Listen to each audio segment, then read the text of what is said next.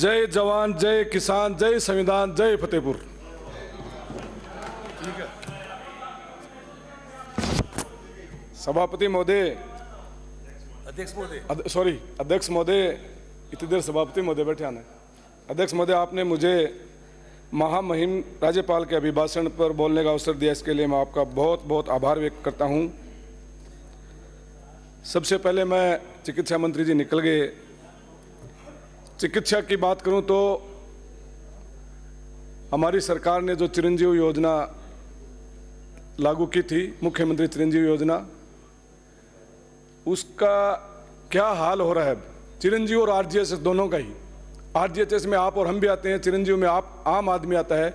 चिरंजीवी में आम आदमी के ऊपर चाहे सरकार आपकी हो या हमारी हो, कोई मेहरबानी नहीं थी।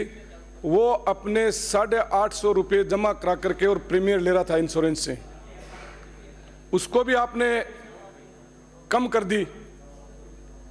और कम तो कर दी, न किसी को इलाज मिल रहा है, न किसी को कोई जांच हो रही है, न दवाई मिल रही है।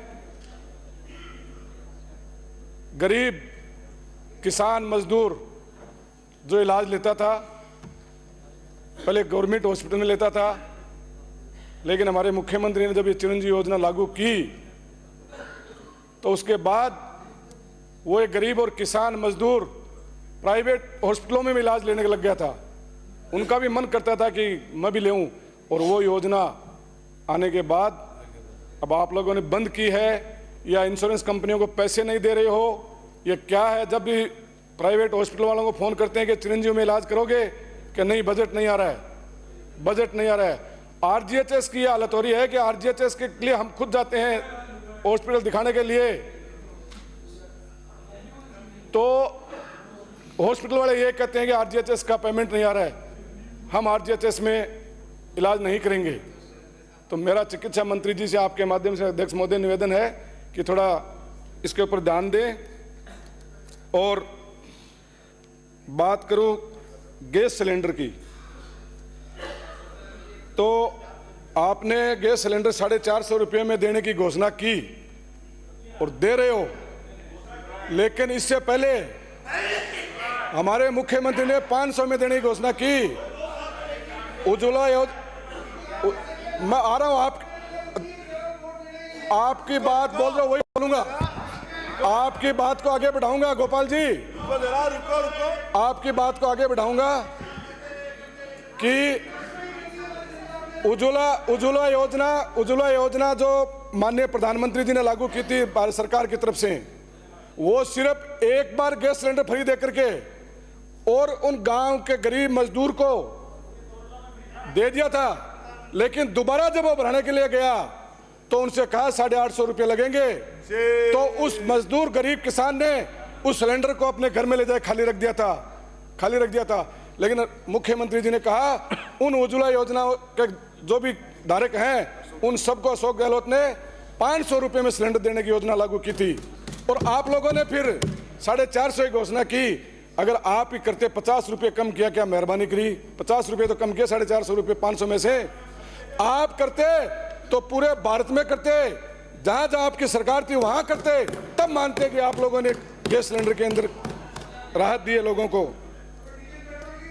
बिजली की बात करूं, धन्यवाद माननीय ऊर्जा मंत्री जी आ गए, अध्यक्ष महोदय जी, कि बिजली की बात बहुत बड़ी होती है, किसानों के लिए होती हैं, घरेलू उपभोक्ताओं के लिए भी होती हैं, लेकिन किसानों की हालत क्या है।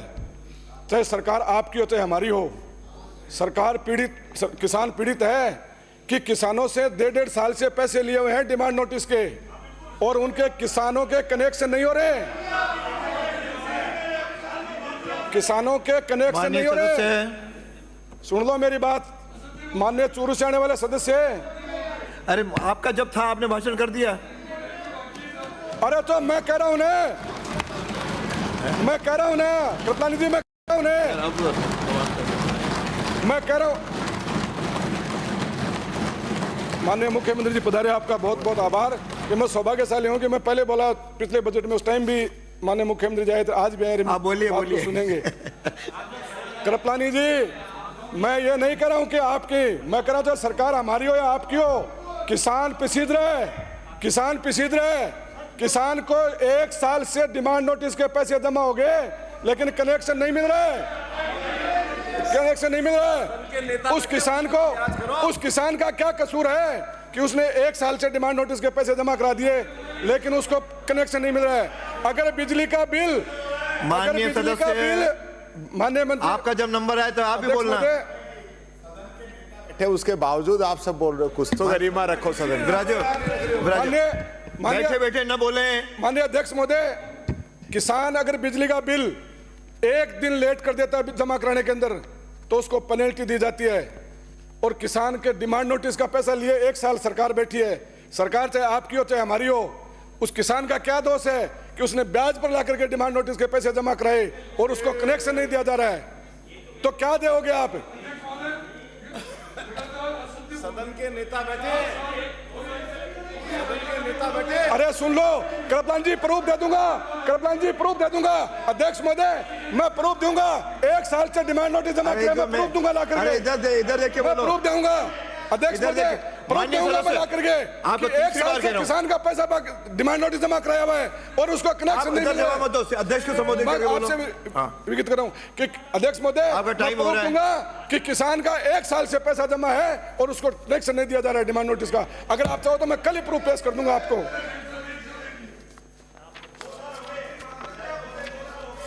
तो फिर और मैं क्या कर रहा हूं? ये करे एक भी बाकी नहीं है, कृपलानी जी करे एक भी बाकी नहीं है।